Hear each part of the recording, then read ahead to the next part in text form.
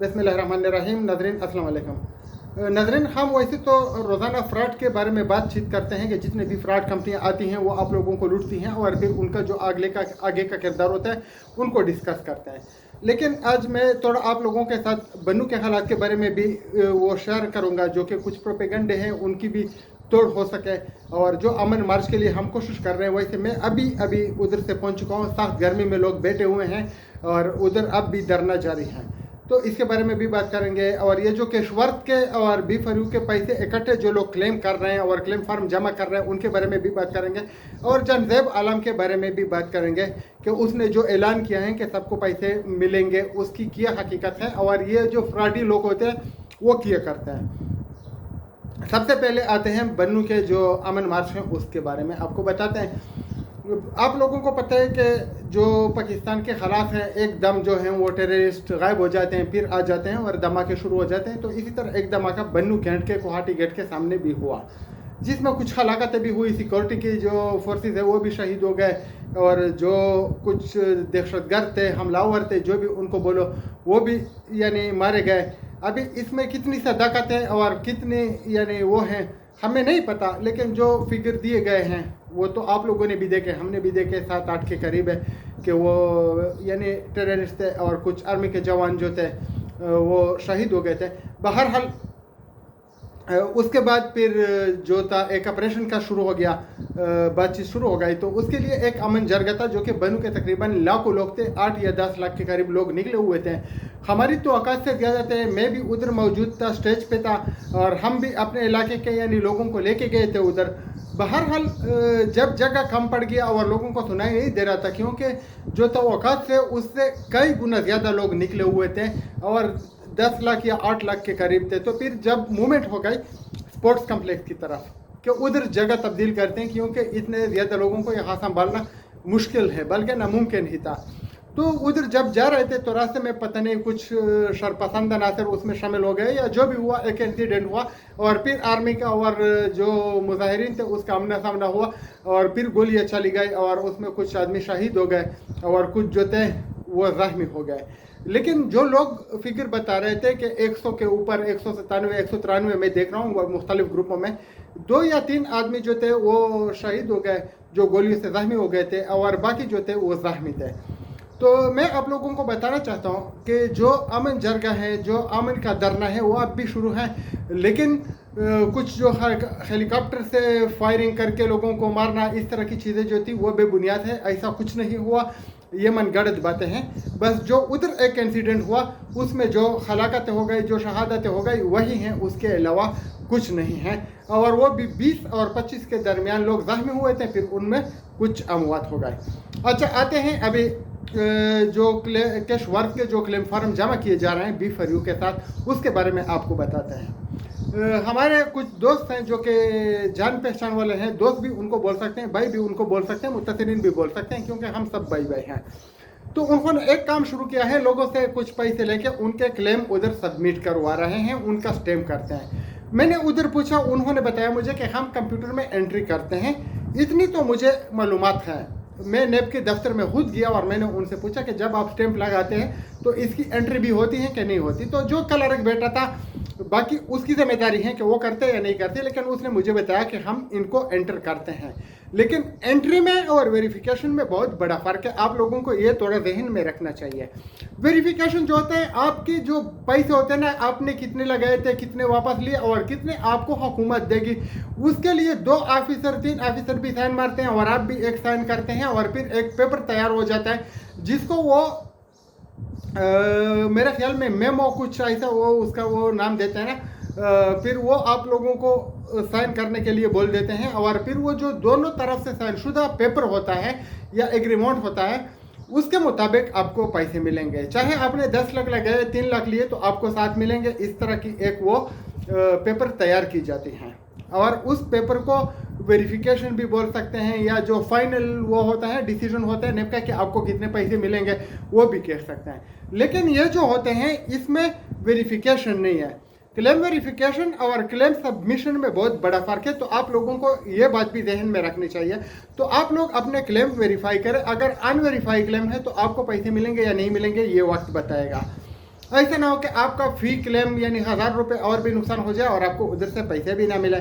दूसरी बात यह है कि आप लोग इन दो चीज़ों को इकट्ठे कर रहे हैं कि कैश वर्क के पैसे भी आप लोगों ने B4U के उसमें जमा किए हुए हैं, तो आपका जो क्लेम होता है वो इससे झूठा साबित हो सकता है, क्योंकि जो पैसे आपने B4U में लगाए थे वो तो उधर सिस्टम में वेबसाइट में नेब वालों के पास दिखाई देंगे, लेकिन जो कैश वर्क में आपने पैसे लगाए थे वो उधर शो नहीं होंगे। तो शो नहीं होंगे तो आपका क्लेम जो है वो गलत बयानी का उसके ऊपर लिखकर आपका क्लेम जो है वो कैंसिल भी किया जा सकता है, यानी रिजेक्ट भी हो सकता है। तो आपको पैसे मिलेंगे या नहीं मिलेंगे वो यानी नेब वाले भी बेहतर बता सकते हैं, और आपके जो अदालती निज़ाम है वो भी आपको बेहतर बता सकते हैं। लेकिन हमारे आइडिया के मुताबिक, दिमाग के मुताबिक, जो कैश वर्क है वो एक अलग चीज़ है, B4U एक अलग चीज़ है, और जो B4U का कैश वर्क जो है वो वेबसाइट उसमें कैश वर्क के पैसे उनके लिए शो नहीं कर रहा है।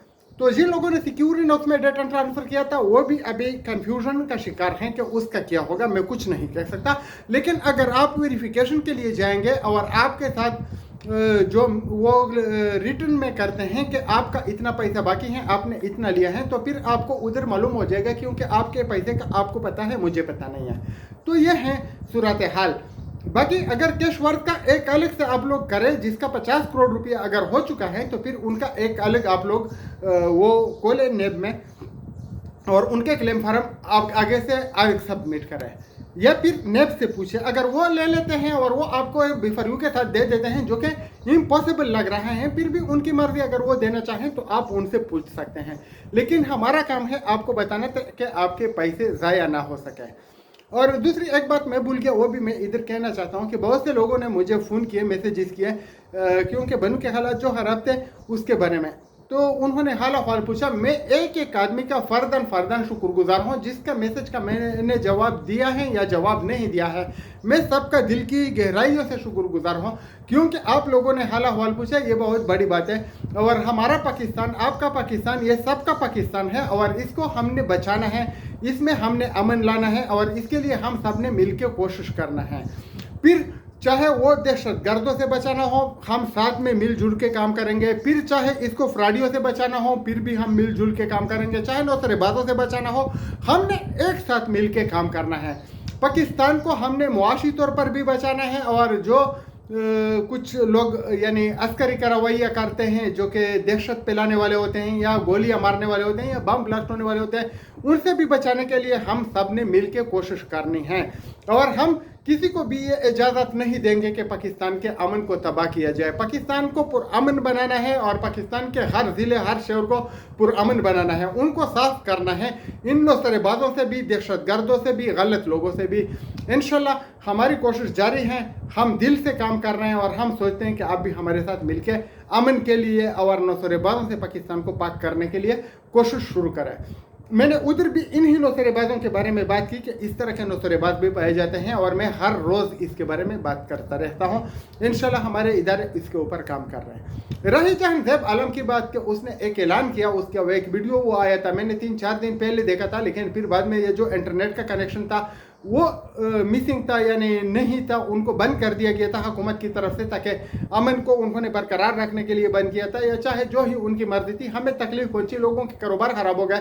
बहरहाल अगर अमन के लिए थोड़ा बहुत नुकसान हमें बर्दाश्त करना पड़े तो हम बर्दाश्त करेंगे, मुश्किल नहीं है। और लोगों से हम कट हो गए, हमारे फैमिली से, हमारे दोस्तों से, वो भी हम बर्दाश्त करेंगे, लेकिन हमें अमन चाहिए बहर सूरत। तो जहांज़ेब आलम ने जो ऐलान किया कि मैं लोगों को पैसे वापस करने वाला हूँ, वो पैसे कभी वापस नहीं करेगा। ये लोग आप बस जहन में बैठा लें, क्योंकि जितने भी ये नौसरेबाज कंपनी होती है ना, फ्रॉड कंपनी होती है, जब फ्रॉड कर लेती है तो उनका सीईओ आ जाता है और बोलते हैं सीईओ इज़ कमिटेड, वो आपको पैसे देना चाहता है, लेकिन पैसे कभी नहीं देगा। जो पे डायमंड का था वो भी कमिटेड था कि मैं पैसे देता हूँ, उनके बयानात आ रहे थे, लेकिन किसी को टक्का नहीं मिला। जीटी का जो था वो भी कमिटेड थे, वो भी बोल रहे थे कि हम पैसे देने वाले हैं, लेकिन किसी को अभी तक एक पैसा नहीं मिला। केस हल हो चुका है तकरीबन, लेकिन पैसे अभी भी कुछ यानी हुकूमती बैंकों में पड़े हैं, जो कि कुछ ही अरसे में शायद उन लोगों को मिलना शुरू हो जाए, या फिर शायद शुरू हो चुके होंगे, जिसका मुझे अभी इल्म नहीं है करंटली। लेकिन हुकूमत देगी, वो जो नौसरेबाज सीईओ है उसने नहीं दिया। और अभी जो B4U का सैफ रहमान था उसने भी बताया कि मैं पैसे दूंगा, आप लोग हमें बाहर निकालो। हमने उनको बाहर निकाला, लेकिन अभी वो पैसे नहीं दे रहा, अदालत में पेश नहीं हो रहा। तो इस तरह राजा रियाज ने भी बताया था कि कैशवर्थ के पैसे सबको 1 महीने के अंदर मिलेंगे। तो किसी भी कंपनी के जो हज़ारों या सैकड़ों कंपनियां वो फ्रॉड कर चुकी हैं, एक पैसा भी किसी को नहीं मिला। हाँ, उन लोगों को थोड़ा बहुत दे देते हैं जो शोर मचाते हैं, या फिर उनके जो करिंदे होते हैं लोगों को खामोश करने के लिए, उनको थोड़ा थोड़ा दे देते हैं ताकि लोगों के नज़र में वो एक अच्छा आदमी साबित हो, और फिर लोग उनके ऊपर ट्रस्ट करके और सबके गले पर छुरी फेरी जा सके। तो ये लोग आपको इसलिए नहीं लूटते कि आपको दोबारा वापस करेंगे, इससे आपने पैसे छीनने होंगे, अपने पैसे वापस लेने होंगे। और मैं आपको बता चुका हूं कि आप लोग अगर देख ले तो जहाँ पे भी कोई जुल्म होता है तो उसके लिए आप लोग अगर निकले तो उसका बहुत बड़ा असर होता है। आप लोग निकल जाइए अपने हकूक़ के लिए, क्योंकि आप लोगों ने देखा होगा कि व्हाट्सअप ग्रुप बनाए गए हैं बड़े बड़े, और उनके जो एडमिन्स होते हैं उनको पैसे मिलते हैं, उनकी जो जमा पूंजी लगाई गई थी या उनके जो फ्री के अकाउंट थे उनको वो भी मिलते हैं, लेकिन आपको नहीं मिलते हैं। क्योंकि आप लोगों को मैं सादा सी बात बताता हूं, जब वो ग्रुप एडमिन पर लगा लेते हैं तो पता लगाओ कि उनको कुछ मिल गया। जब वो आपको बोलते हैं कि खुल के बात करो, इसका मतलब है कि रोकड़ी देना उसको बंद हो गया। तो ये बिक चुके हैं, आपके एडमिन भी बिक चुके हैं, आपके लीडर भी बिक चुके हैं, ये आपके जो बड़े बड़े जितने भी हैं ये सब बिक चुके हैं। और मैं अभी अगर नाम लेना चाहूँ तो 1 2 5 नहीं है, सैकड़ों हैं, फिर उसके लिए 1 घंटा चाहिए।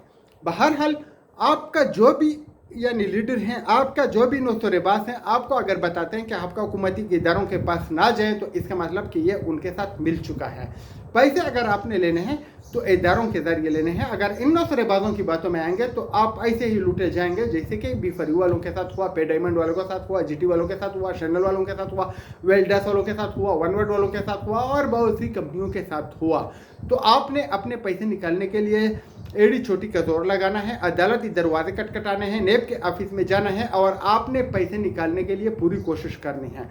आप लोग इसको कन्फर्म करें कि अल हयात का जो केस है वो नेब मुंतकिल हो जाए, फिर आप लोगों को एकदम एक फर्म मिल जाएगा, उसको आपने फिल करना है और मखसूस टाइम में आपको पैसे मिल जाएंगे। वो शायद अरसा ज़्यादा भी हो सकता है, कम भी हो सकता है, वो केस पे डिपेंड करता है। लेकिन ये नौसरेबाज ना कभी पैसे देने वाले थे और ना देंगे। अगर उसने देने हैं उन्होंने तो फिर आपको लूटा किया। तो एक बार आप लोग सोच समझ कर फैसला कीजिएगा, किसी नौसरेबाज के बातों में मत आइएगा। और मैं आपको खुला चैलेंज करता हूँ कि जो प्रोपेगेंडा शुरू किया कि हम खामोश हो गए, 3 दिन की खामोशी कोई बड़ी खामोशी नहीं थी, वो नेट की वजह से थी, हमारा इंटरनेट बंद हो गया था। हम उस टाइम तक खामोश नहीं होंगे जब तक आपको अपना हक नहीं मिलेगा। हम हर कंपनी के खिलाफ बात करेंगे, ना इनमें इतना दम है कि वो हमें ख़रीद सके, और ना इनके पास इतने पैसे हैं कि वो हमें ख़रीद सके, और ना हमें इनके पैसों की ज़रूरत है। जिनके पास हमारा हक है वो हम वापस लेना जानते हैं, और जिनके पास हमारा हक नहीं है उनसे हम कुछ नहीं लेंगे।